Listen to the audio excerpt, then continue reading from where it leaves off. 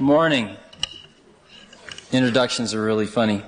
They paid me $60, so I wore a tie. How many of you are 36 years older than 36 years old? Yeah. You were born pre-computer. The computer's 36 years old. And there's something sort of, I think that there's going to be a little slice in the timeline of history as we look back. Pretty meaningful slice right there. A lot of you are products of the television generation. I'm pretty much a product of the television generation, but to some extent starting to be a product of the computer generation. And the kids growing up now are definitely products of the computer generation. And in their lifetimes, the computer will become the predominant medium of communication, just as the television took over from the radio, took over from even the book. Boy, I'll talk about anything you want to talk about today. I have about 15 or 20 minutes of stuff that I just wanted to cover really quickly. And then whatever you want to talk about, we can talk about. How's that? Yeah? How many of you own an Apple? Any? Or just any personal computer?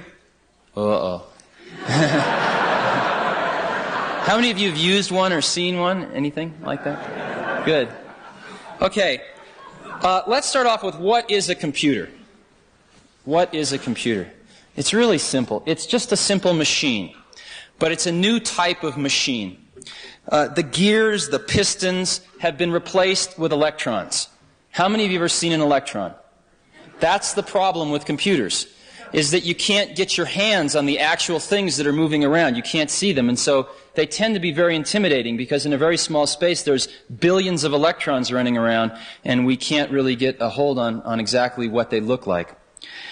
Computers are very adaptive. It's a very adaptive machine. We can move the electrons around differently to different places depending upon the current state of affairs, the results of the last time we moved the electrons around. So if you were here last night and you heard about the brain and how it's very adaptive, a computer is in the same way very, very adaptive.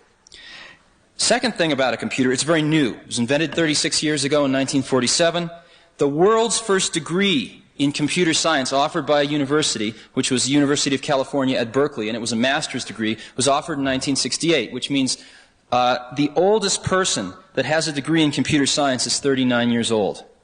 And the average age of professionals at Apple is under 30. So it's a field that's dominated by fairly young people. Third thing about computers, they're really dumb. They're exceptionally simple, but they're really fast. The raw instructions that we have to feed these little microprocessors